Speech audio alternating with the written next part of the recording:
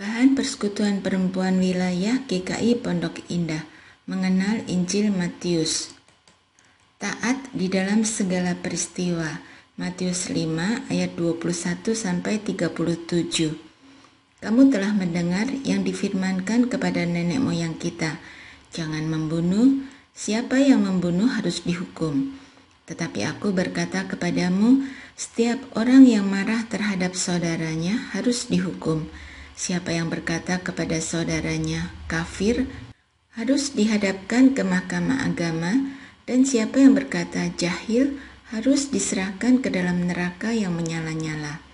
Sebab itu, jika engkau mempersembahkan persembahanmu di atas mezbah, dan engkau teringat akan sesuatu yang ada dalam hati saudaramu terhadap engkau, tinggalkanlah persembahanmu di depan mezbah itu, dan pergilah berdamai dahulu dengan saudaramu, lalu kembali untuk mempersembahkan persembahanmu itu.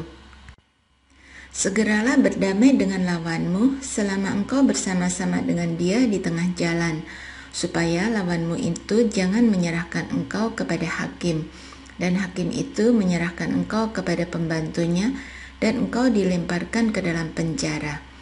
Aku berkata kepadamu, sesungguhnya engkau tidak akan keluar dari sana sebelum engkau membayar hutangmu sampai lunas. Kamu telah mendengar firman, jangan berzinah.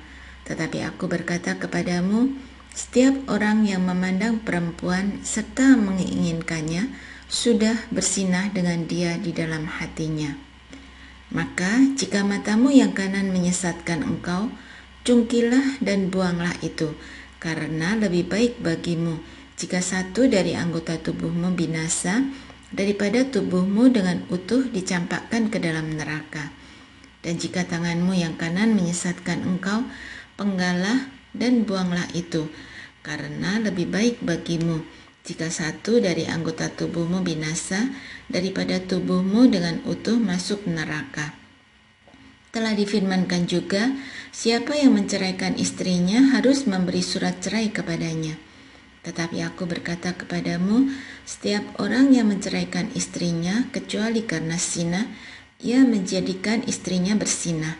Dan siapa yang kawin dengan perempuan yang diceraikan, ia berbuat zina. Kamu telah mendengar pula yang difirmankan kepada nenek moyang kita, jangan bersumpah palsu, melainkan peganglah sumpahmu di depan Tuhan. Tetapi aku berkata kepadamu, janganlah sekali-kali bersumpah, baik demi langit, karena langit adalah tahta Allah, maupun demi bumi, karena bumi adalah tumpuan kakinya, ataupun demi Yerusalem, karena Yerusalem adalah kota raja besar. Janganlah juga engkau bersumpah demi kepalamu, karena engkau tidak berkuasa memutihkan atau menghitamkan sehelai rambut pun. Jika ya, hendaklah kamu katakan ya. Jika tidak, hendaklah kamu katakan tidak. Apa yang lebih daripada itu berasal dari si jahat.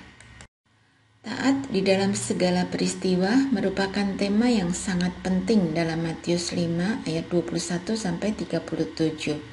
Dalam pasal ini, Yesus memberikan beberapa perintah yang sangat keras, seperti perintah untuk tidak marah, tidak berbuat zina, dan memberikan persembahan kepada orang yang meminta. Namun, Yesus juga memberikan kesadaran bahwa perintah-perintah ini tidak hanya berlaku dalam situasi yang jelas-jelas salah, tetapi juga dalam situasi sehari-hari yang mungkin nampak tidak berbahaya. Ini menunjukkan bahwa ketaatan kita kepada Allah harus selalu ada dalam segala peristiwa dalam hidup kita, bukan hanya ketika kita diuji dengan situasi yang sulit. Ini juga mengingatkan kita bahwa ketaatan kita tidak hanya diukur oleh apa yang kita lakukan, tetapi juga oleh niat hati kita. Kita harus selalu berusaha untuk memperbaiki diri dan menjadi lebih baik dalam menjalani hidup kita sesuai dengan perintah Tuhan. Namun, ketaatan ini tidak dapat dicapai dengan usaha sendiri. Kita memerlukan dukungan dan pertolongan dari Tuhan. Oleh karena itu, kita harus selalu berdoa dan berusaha untuk menjadi lebih dekat dengan Tuhan, agar kita dapat menjadi lebih taat dalam segala peristiwa dalam hidup kita. Diskusikan. 1. Menurut saudara, apa yang membuat orang sulit untuk taat kepada Tuhan? 2. Apa pandangan saudara tentang kompromi terhadap dosa? Terkadang, kita kerap kali mencari pembenaran akan tindakan dosa yang secara sadar kita lakukan.